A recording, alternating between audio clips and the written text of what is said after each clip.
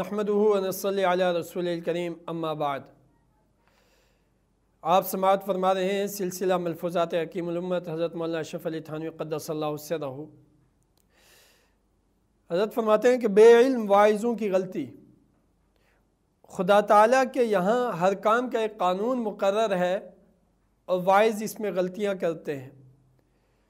फरमाया कि बेइल्म वाइज़ों की एक गलती को वाज़ेह करना बहुत ज़रूरी है। अपनी तकरीर में अक्सर वो ये कहते हैं कि अल्लाह की ज़ात बड़ी बेपरवाह है, चाहे तो एक नुक्ते पे मुआफ़ कर दे और चाहे तो एक नुक्ते पर बंदे को जहन्नुम में डाल दे। इस बात से लोगों को ये लगता है कि शायद अल्लाह के यहाँ कोई कानून ज़ाब्ता, ज़िंदगी कामयाबी और नाकामी का कानून और ज़ाब्ता नहीं है। बस उसको कोई नुक्ता पसंद आ गया तो वो माफ़ कर देगा, ना पसंद आया तो जहन्नुम में डाल देगा। इस ख्याल से नेक लोग इबादत करना छोड़ देते हैं। वो समझते ये हैं कि हो सकता है सारी ज़िंदगी इबादत करते रहें, कहीं कोई गलती हो जाए और सारी मेहनत ज़ाया हो जाए, लिहाजा इबादत छोड़ देते हैं। गुनाहगार अपने गुनाहों पे इसरार और पाबंदी शुरू कर देते हैं और सोचते हैं कि चलो गुनाह करो, हो सकता है कोई नुक्ता अल्लाह को पसंद आ जाए और जन्नत में डाल दिए जाए। फरमाया कि ये बात दुरुस्त नहीं है। अल्लाह के यहाँ हर काम करने का कानून और ज़ाब्ता है और लोगों ने इसको अनियाव नगर समझ रखा है। अनियाव नगर से मुताल्लिक़ हज़रत हकीमुल उम्मत एक वाक़या बयान करते हैं कि गुरु और चेला ये दोनों सफ़र कर रहे थे। गुरु, ये जो हिंदू जोगी होते हैं वो उनको गुरु कहते हैं और उनके साथ जो बंदा होता है उनका खादिम, उसको चेला कहते हैं। तो गुरु और चेला सफ़र कर रहे थे। रास्ते में एक जगह शहर में पहुँचे तो पूछा इस शहर का क्या नाम है, तो लोगों ने बताया इसका अनियाव नगर नाम है। अनियाव नगर का माना है बेइंसाफ़ी का शहर। उन्होंने चीज़ों का भाव तो पता किया तो पता चला कि हर चीज़ 16 सेर है, यानी एक कीमत में हर चीज़ 16 सेर मिलती है, तो 16 किलो। चेला बड़ा खुश हुआ कि यह तो बड़ा सस्ता शहर है, यहीं पे क़याम कर लेना चाहिए। गुरु से उसने कहा कि यहीं ठहर जाना चाहिए। गुरु ने उसको कहा कि यहाँ ठहरना ठीक नहीं है, आगे चलते हैं। उसने कहा नहीं, ये जगह ठीक है। तो गुरु भी रुक गया चेले की वजह से। खा पी के गुरु मोटा होता रहा, चेला खा पी के मोटा होता रहा। एक दिन अदालत के पास से गुजरे तो वहाँ अदालत लगी हुई थी। पता चला केस चल रहा है। चोर ने घर में नकब लगाया, यानी बैक दीवार में सुराख किया चोरी के लिए। जब अंदर जाने लगा तो दीवार गिरी और मर गया। उसके साथी ने उसके किसास का मालिक मकान पर मुकदमा कर रखा है। मालिक मकान से कहा गया कि तूने दीवार इतनी कच्ची क्यों बनाई, बंदा मर गया। उसने कहा जी मिस्त्री हाजिर है, उससे पूछे, मैं तो नहीं। मिस्त्री को कहा गया भाई तूने दीवार इतनी कच्ची क्यों बनाई, बंदा मर गया। तो मिस्त्री ने कहा जी गारे वाले से पूछे, उसने गारा ढीला बना दिया था। गारे वाले को बुलाया गया कि भाई तूने गारा क्यों ढीला बनाया था, बंदा मर गया। उसने कहा जी सामने से हाथी आ रहा था, मैं डर गया उसे देखकर, तो हाथ से बाल्टी छूट गई पानी की। वो हाथी वाले से पूछें। हाथी वाले को बुलाया गया, भाई तूने हाथी क्यों छोड़ा आज़ाद कि बंदा मर गया। उसने कहा जी मैंने तो एक औरत आ रही थी और उसने जेवरात बड़े छाव छनकार वाले पहने हुए थे, तो उसको देखकर मेरी नज़र उसकी तरफ भटक गई तो हाथी छूट गया।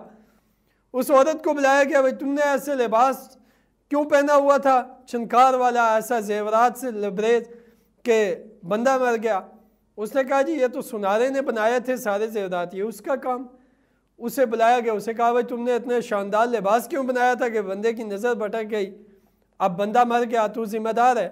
सुनार से कोई बात ना बन पड़ी तो काजी ने फैसला दिया कि ये असल मुजरिम है, कातिल है कि इसने वो लिबास क्यों बनाया, तो उसके लिए सज़ा तजवीज़ होगी।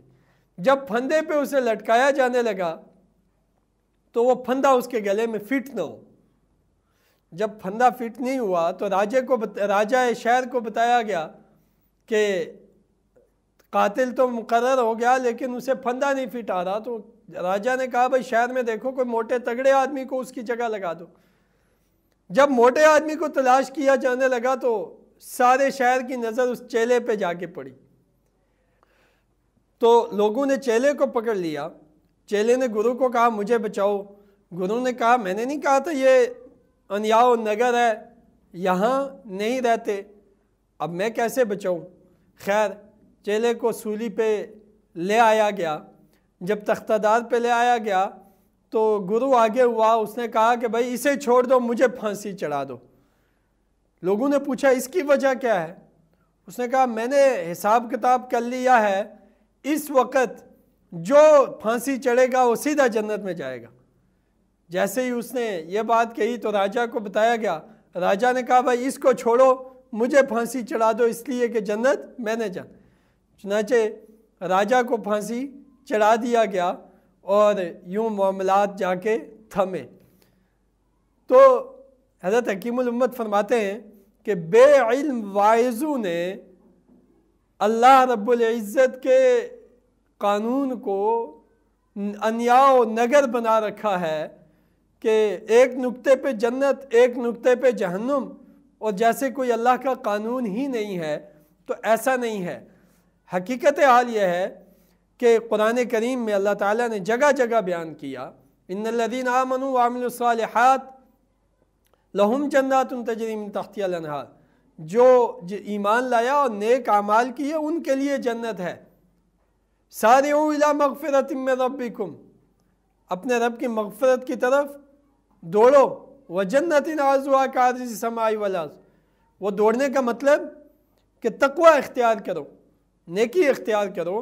تو یہ قانون و ضابطہ یہ ہے کہ اللہ رب العزت کے ہاں نیک ہونے کے لیے، جنت میں جانے کے لیے جو علمی بات ہے وہ یہ ہے کہ قانون و ضابطہ ہے، اور اسی قانون و ضابطے کو قرآن مجید کے احکامات کہتے ہیں، اس پر عمل کرے آدمی اور اس کے ذریعے سے جنت میں داخل ہو۔ اللہ تعالیٰ ہمیں بے علم واعظوں کے بے علم گفتگو سے محفوظ رکھے۔ ہمارے دور میں ایسے لا علم قسم کے، جاہل قسم کے لوگ وہ سٹیجوں کی زینت ہیں کہ منہ سے چلے جاتے ہیں، کہے جاتے ہیں، اور ایسا کچھ کہے جا رہے ہوتے ہیں کہ جس کی کوئی حیثیت شرعاً نہیں ہوتی، کوئی دلیل شرعاً نہیں ہوتی، اور وہ اس کو مسلسل، اور لوگ بھی اسے سبحان اللہ کے رٹ لگائے جاتے ہیں۔